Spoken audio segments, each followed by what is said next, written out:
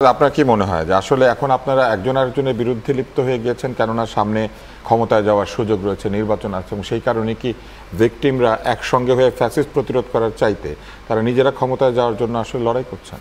প্রথমত আসলে জিনিসটা এভাবে না দেখে একটা নির্বাচনমুখী, যেহেতু প্রত্যেকটা রাজনৈতিক দল নির্বাচনমুখী, কিছু রাজনৈতিক দল হয়তো এখনো নির্বাচনের বিরোধিতায় কিছু কথা বলছে, বাট তারা আসলে নির্বাচন বিরোধ না। এগুলো কেন কথা বলছে এগুলো নিয়ে পরে আমরা আলোচনা করতে পারি। কিন্তু যেহেতু নির্বাচনমুখী একটা প্রতিদ্বন্দ্বিতায় সবাই আছেই, সো এই কম্পিটিশনে একে অপরের সাথে কিছু বিরোধ সৃষ্টি হবে ভাই, এটা ন্যাচারাল। মানে ডেমোক্রেসি বা গণতন্ত্রের সৌন্দর্যই এইটা, যে একটা বিরোধিতা থাকবে, কিন্তু বিরোধিতা হবার পরও এই কম্পিটিশনটা যখন শেষ হয়ে যাবে, যখন পার্লামেন্টে যে বা সবাই দেশ গড়ার একসাথে একত্রিতভাবে কাজ করবে। সো এর আগে আন্দোলনে যেমন আমরা একত্রিতভাবে কাজ করেছি, সামনে যে একত্রিতভাবে কাজ করবো। কারণ এখানে আসতে একটা কথা উঠে আসে বারবার, যে প্রতিদ্বন্দ্বিতার ভাষা এক ধরনের, আর আজকে হয়তো কিছু ভাষা একটু অতিরঞ্জিত হয়ে যাচ্ছে। এইটা আসলে যারা বলে তারা সত্যিকারের প্রতিদ্বন্দ্বিতা সব জায়গায় দেখেনি। আপনি ইভেন আপনি এখন আমেরিকায়, যেখানে আর কি আমরা বলতেই পারি সবচেয়ে শক্তভাবে ইস্টাবলিশ ডেমোক্রেসি, আমেরিকায় যে দিকে আপনি তাকান, প্রত্যেকটা ইলেকট্রাল ক্যাম্পেইনের দিকে দেখেন, তাদের প্রতিদ্বন্দ্বী যারা আছেন, মানে অপোজিট যারা আছেন, কন্টেন্ডার যারা আছেন, তাদেরকে কিভাবে হেনস্থা করা হয় তাদের ইলেকট্রাল অ্যাডস, এটা মানে বলে বোঝানো সম্ভব না।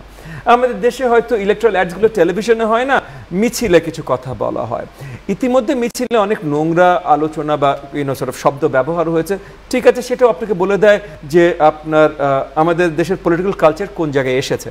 তো পলিটিক্যাল কালচার কোন জায়গায় এসেছে সেটার জন্য আমরা আবার একটু কষ্ট করে 17 বছর ফেরত যেতে হবে বা 16 বছর ফেরত যেতে হবে, যে হাসিনার সরকার কোন জায়গায় নিয়ে এসেছিল। হাসিনা সরকার এমন একটা জায়গায় নিয়ে এসেছিল যে হাসিনার কথার বিরুদ্ধে বা আওয়ামীপন্থীর বিরুদ্ধে কেউ হলেই তাকে সব ধরনের গালমন্দ করা হতো। এবং গালমন্দ তো পরের কথা, গালমন্দ তো অ্যাটলিস্ট গায়ে লাগছে না, শুধু মস্তিষ্কে লাগছে, কানে বাজছে, তাদের মানে বেঁচে থাকার অধিকার অনেক সময় ছিনিয়ে নেওয়া হতো। সো পলিটিক্যাল কালচারটা ওরকম একটা এক্সট্রিম জায়গায় নিয়ে আসা হয়েছে।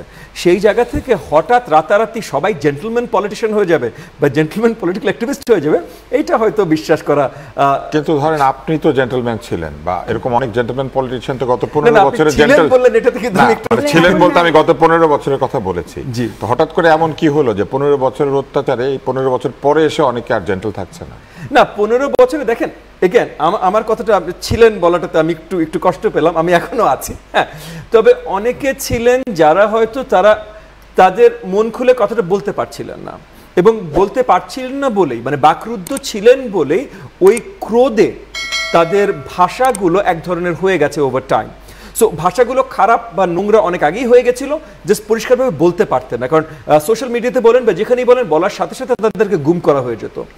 সো এখন যখন তারা গুম থেকে মুক্তি পেয়েছে, বাক স্বাধীনতা ফেরত পেয়েছে, ভয় থেকে মুক্তি পাওয়ার কারণে তারা জেন্টল কিছু দূর হতে উল্টাটাই হওয়ার কথা ছিল না, যে ভয়ে মানুষ। কিন্তু এটা পলিটিক্যাল কালচার ভাই, এখন এই পলিটিক্যাল কালচারটা আবার চেঞ্জ হবে না তা না, কিন্তু এটা চেঞ্জ হতে আবার সময় দিতে হবে। ধন্যবাদ ববি হাজরা, আপনি চমৎকার একটা বই লিখেছিলেন আমার মনে আছে, যেখানে আমিও কথা বলেছিলাম প্রেসিডেন্টের লুঙ্গি নাই। ধন্যবাদ। এবং সেই বইয়ের জন্য আপনার বই ব্যান্ড হয়েছিল, আপনাকে বই মেলাতেও বইটা সরিয়ে নিতে হয়েছিল। আশা করি সেটা নিয়ে তো কথা হবে, কিন্তু সেটা নিয়ে আমরা দুজনই কথা বলেছিলাম।